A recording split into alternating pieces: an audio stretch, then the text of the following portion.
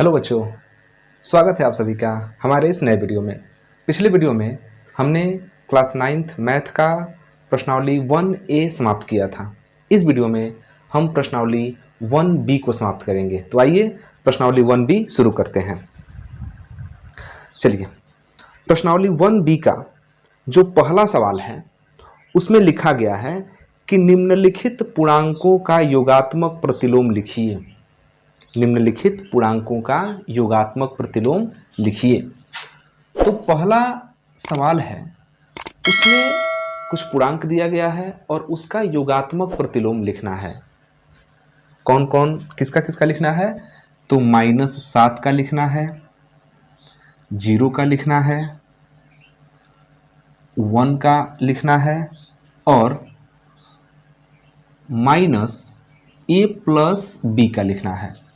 -7, 0, 1, -a + b, इनका हमको लिखना है योगात्मक प्रतिलोम। ठीक है, तो हमने पिछले वीडियो में योगात्मक प्रतिलोम के बारे में बताया था और आज फिर से एक बार बता देते हैं। मान लीजिए कि हमारे पास एक कोई संख्या है 5। अब हमको 5 का योगात्मक प्रतिलोम लिखना है। तो योगात्मक प्रतिलोम का मतलब होता है कि यदि हम एक संख्या में कोई ऐसा संख्या जोड़े कि रिजल्ट हमारा क्या आ जाए, 0 आ जाए, तब उस हम दूसरे वाले संख्या को कहेंगे कि वो क्या है, योगात्मक प्रतिलोम है। जैसे 5 का योगात्मक प्रतिलोम क्या होगा, -5 होगा। ध्यान दीजिएगा, योगात्मक प्रतिलोम में संख्या नहीं बदलता है, उसका चिन्ह बदल जाता है। 5 का योगात्मक प्रतिलोम -5, क्योंकि 5 में जब हम -5 जोड़ेंगे तो जो रिजल्ट होगा वो आ जाएगा 0। कैसे आएगा, तो 5 प्लस इंटू माइनस माइनस, और 5 -5 क्या हो गया, 0 हो गया। तो जिसका भी योगात्मक प्रतिलोम निकालना है बस उसका चिन्ह बदल दिया जाता है, हो गया योगात्मक प्रतिलोम।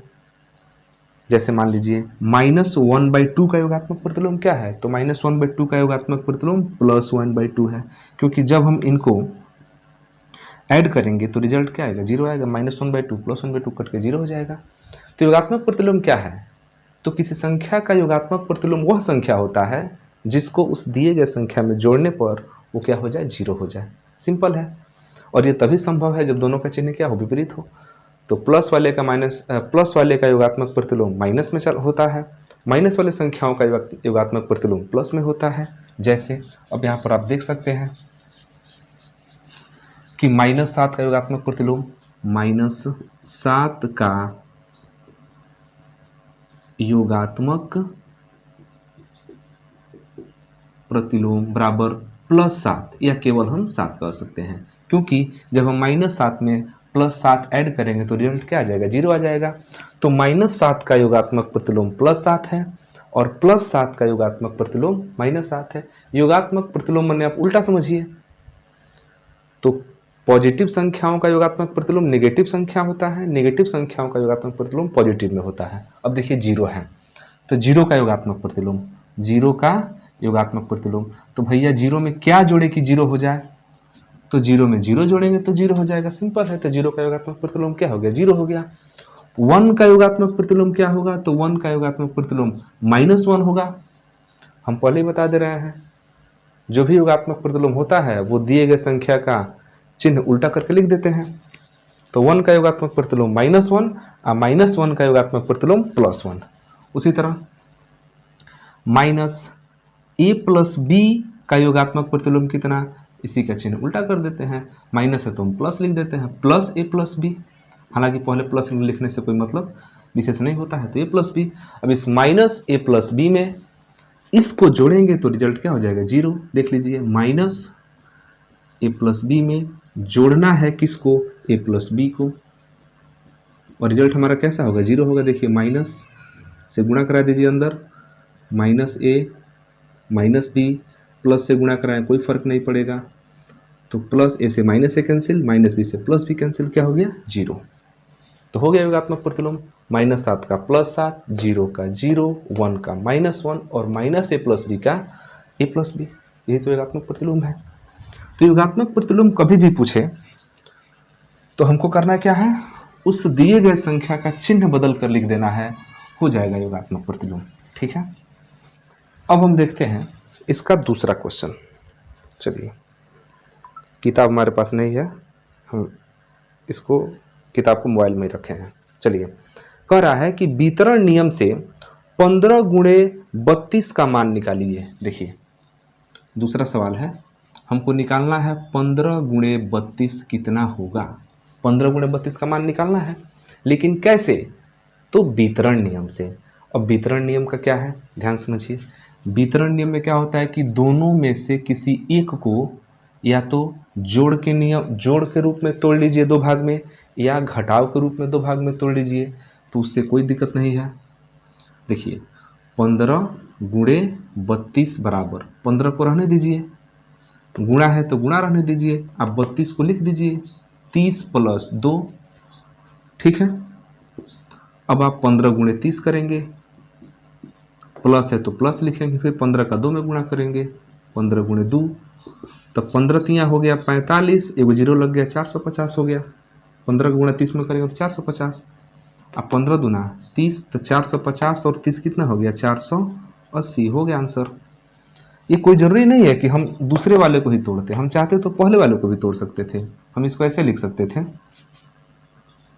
15 गुणे 32, इसको लिख सकते थे 32 गुणे 15, और 32 गुणे लिख करके 15 को लिख देते 10 प्लस 5, 10 प्लस 5, तो हो जाता 32 गुणे 10 प्लस 32 गुणे 5, तो 32 दहा के हो गया 320, प्लस 32 बचे कितना हुआ, तो 5 दूना 10 और 5 तिहाई 15 1 16, 160। तो देखिए 320 और 160, ये आपका आ गया 480। तो किसी भी तरीके से कर सकते हैं, उसमें कोई दिक्कत नहीं है, ठीक है। ये आपका हो गया दूसरा संख्या। इसको क्रम विनिमय नियम वितरण नियम कहते हैं। तो ध्यान दीजिएगा, ये योग का गुणन पर वितरण नियम है, ठीक है। अगला क्वेश्चन देखते हैं। अगला क्वेश्चन है कि धन पूर्णांकों में एक उदाहरण सहित दर्शाइए कि योग की संक्रिया पर योग का वितरण नियम, ध्यान देना, योग की संक्रिया पर योग का वितरण नियम असत्य है। ध्यान देना, ये योग की संक्रिया पर गुणन का वितरण नियम है, योग की संक्रिया पर गुणन का वितरण नियम। और क्या कह रहा है, कह रहा है कि दर्शाइए एक उदाहरण के द्वारा कि योग की संक्रिया पर योग का वितरण नियम असत्य है। थोड़ा ध्यान से देखिए, योग की संक्रिया पर गुणन का वितरण नियम है, योग की संक्रिया पर गुणन का वितरण नियम। तो इसको कैसे लिख सकते हैं, हम लिख सकते हैं 2 गुणे 6, 2 गुणे 6 और 2 गुणे 2, प्लस दे देंगे बीच में प्लस है, तो 2 गुणे 2, रिजल्ट कितना होगा, तो 6 दूना हो गया 12, 2 दूना हो गया 4, तब 12 4 हो गया 16, ये रिजल्ट हो गया। तीसरा प्रश्न कह रहा है, देखिए ये योग की संक्रिया पर गुणन का वितरण नियम है। तीसरे प्रश्न में कह रहा है कि दिखाइए कि योग की संक्रिया पर योग का वितरण नियम क्या है, असत्य है। तो योग की संक्रिया पर योग का वितरण नियम, इसी को लागू करते हैं। योग की संक्रिया पर योग का वितरण नियम, ध्यान देना, गुणा का वितरण नियम है, हम योग का नियम लगा रहे हैं, योग का वितरण नियम लगा रहे हैं, ठीक है। सेम टू सेम ये हमारा यही आपका एग्जाम्पल है जिसके द्वारा हमको समझाना है कि ये नियम क्या है, असत्य है। देखिए गुणा के वितरण नियम में हमने क्या किया कि पहले यहाँ हमने गुणा कर दिया इस वाले में, ठीक है, फिर यहाँ से हमने यहाँ गुणा कर दिया यहाँ पर, अब फिर दोनों को क्या कर दिया, जोड़ दिया। उस हिसाब से गुणन का वितरण नियम है तो गुणा किए हैं, जोड़ का वितरण नियम है तो हमको जोड़ना चाहिए, तो 2 प्लस 6 जोड़ दीजिए, 2 प्लस 6 जोड़ दिया गया, फिर प्लस है प्लस लगाइए, फिर 2 को किस में जोड़िए, 2 में जोड़िए, है 1 पास हो गया, और फिर 2 प्लस 2 1 पास हो गया। बिल्कुल ध्यान से समझना है, यहाँ हम 2 का 6 में गुणा किए 1 पास, फिर 2 का 2 में गुणा किए 1 पास, और फिर बीच में प्लस था तो प्लस लगा दिए। तो ये गुणन का वितरण नियम है, योग की संक्रिया पर गुणन का वितरण नियम। अब कह रहा है तो ये तो सही होता है भाई, योग की संक्रिया पर गुणन का वितरण नियम सही होता है, क्योंकि देखिए 16 रिजल्ट आया है, 2 6 की 12, 2 दूना 4, 12 4 16, यहाँ से भी जोड़ते ना तो 6 2 8 8, 8 दूना 16, रिजल्ट 16 ही आता। तो योग की संक्रिया पर गुणन का वितरण नियम तो सही होता है, लेकिन इस सवाल में कह रहा है कि सिद्ध कीजिए, दर्शाइए कि योग की संक्रिया पर योग का वितरण नियम गलत होता है। अब हमको देखना यह है कि क्या इधर वाले के बराबर इधर वाला आ रहा है कि नहीं आ रहा है। अब देखिए कितना आएगा, 6 2 8। ध्यान देना, गुणा था तो दोनों में हम गुणा किए हैं, यहाँ भी गुणा और फिर यहाँ से यहाँ गुणा। तो जोड़ का जब यही नियम जोड़ के लिए लागू करेंगे तो इसको पहले इसमें जोड़ेंगे जैसे हमने जोड़ दिया, फिर एक बार इसको इसमें जोड़ेंगे जो हमने यहाँ जोड़ दिया, और दोनों को जोड़ना ही है तो यहाँ पर जोड़ लगा दिया गया। 6 2 8 प्लस 2 2 4, 8 4 कितना हो गया 12, 8 4 12। क्या ये वास्तव में 12 हो रहा है? तो बिल्कुल नहीं। 6 2 8, अगर हम इनको जोड़ दें तो 6 2 8, 8 2 10। तो ये 10 और 12 बराबर नहीं है, इसलिए योग का जो योग की संक्रिया पर योग का वितरण नियम असत्य होता है। योग की संक्रिया पर योग का वितरण नियम असत्य होता है। योग की संक्रिया पर गुणन का वितरण नियम सही होता है। अंतर की संक्रिया पर माने घटाव की संक्रिया पर गुणन का वितरण नियम सही होता है, लेकिन जोड़ घटाव की संक्रिया पर अगर हम जोड़ का वितरण नियम लगा दे, भाग का वितरण नियम लगा दे, तो ये क्या हो जाएगा, गलत हो जाएगा। तो ये हम लोग का एक उदाहरण के द्वारा क्या हो गया, ये प्रूव हो गया।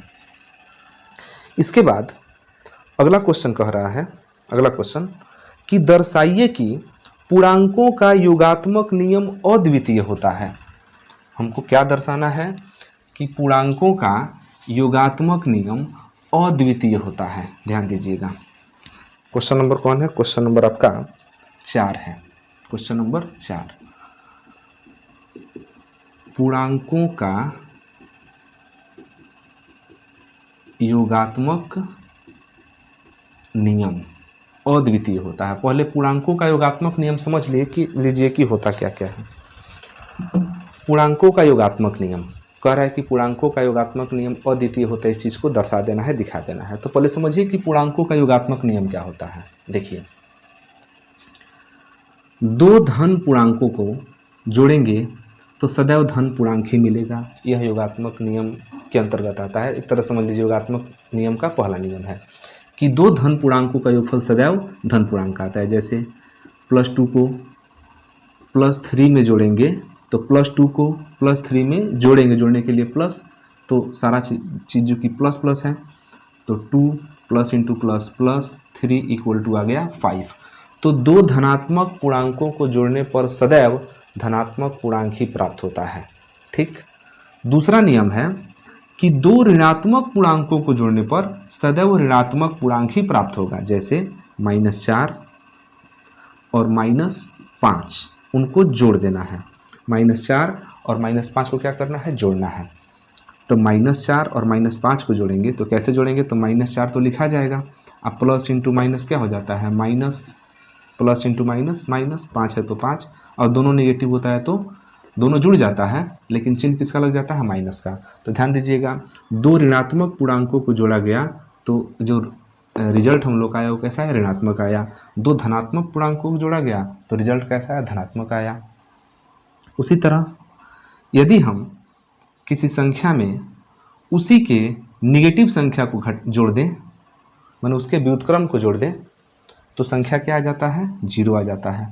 ठीक है। किसी भी संख्या में यदि हम उसी संख्या के चिन्ह को बदल करके जोड़े, -1/2 है, इसी में +1/2 जोड़ दे तो क्या आ जाएगा, 0 आ जाएगा। तो इसको हम कहते हैं योगात्मक प्रतिलोम। तो ये सब के सब क्या है, ये सब के सब पूर्णांकों का योगात्मक नियम है। अब प्रश्न में कह रहा है कि सिद्ध कीजिए कि ये अद्वितीय होता है। अद्वितीय का मतलब क्या होता है, जैसे हम किसी दो धन पूर्णांकों को जोड़ करके 11 लाना चाहते हैं। ध्यान दीजिएगा, दो धन पूर्णांकों को जोड़ करके 11 लाना चाहते हैं तो वो धन पूर्णांक एक 2 होगा और एक कैसा होगा, 9 होगा। तभी हम लोगों का दो धन पूर्णांकों का योगफल 11 आएगा। अब कहने का अर्थ ये है, अद्वितीय का मतलब क्या है, कि यही दो संख्याएं केवल हो सकती हैं। पूरी हमारे पास जितनी भी संख्याएं हैं उन संख्याओं में केवल यही दो संख्याएं ऐसी हैं जिनको जोड़ने पर 11 आएगा। ध्यान दीजिएगा, हम ये नहीं कह रहे हैं कि दो संख्याओं की क्रिया द्वारा 11 पाना है। दो संख्याओं की क्रिया द्वारा 11 पाना होगा तो घटा के भी 11 पा सकते हैं, जोड़ के भी 11 पा सकते हैं, गुणा करके भी 11 पा सकते हैं, भाग करके भी 11 पा सकते हैं, लेकिन नहीं, ये कह रहा है कि योगात्मक नियम के द्वारा अगर किसी भी दो संख्याओं का हमको योग 11 प्राप्त करना है तो वो दोनों 2 और 9 ही हो सकता है, बाकी कोई संख्या नहीं हो सकता है। अब कुछ लोग सोच रहे हैं कि नहीं, हम तो 13 में से 2 घटा के भी तो 11 प्राप्त कर सकते हैं। लेकिन देखिए भैया, घटाया तो भले गया है, लेकिन एक संख्या हमारा धनात्मक है और एक संख्या कैसा है, ऋणात्मक है। यहाँ दोनों प्रकार की संख्याएं आ गई, धनात्मक संख्या भी आ गया और ऋणात्मक संख्या भी आ गया। तो योगात्मक नियम के अंतर्गत थोड़ी आया, या तो दोनों धन होना चाहिए, नहीं तो दोनों ऋण होना चाहिए। तो दो संख्याओं का, दो धन पूर्णांकों का योगफल सदैव क्या होता है, धन पूर्णांक होता है। तो आपको कभी भी 11 अगर योगफल में प्राप्त करना है तो हमेशा 2 और 9 को ही जोड़ना पड़ेगा। मान लीजिए कि चलिए 11 2 9 हो गया। अब 11 को हम तो 5 और 6 को जोड़ के भी प्राप्त कर सकते हैं, 5 और 6 जोड़ के ही 11 प्राप्त कर सकते हैं, समझे। 10 और 1 जोड़ के भी 11 प्राप्त कर सकते हैं। तो 11 प्राप्त कर रहे हैं तो सारा का सारा क्या है, ये धन पूर्णांक ही है।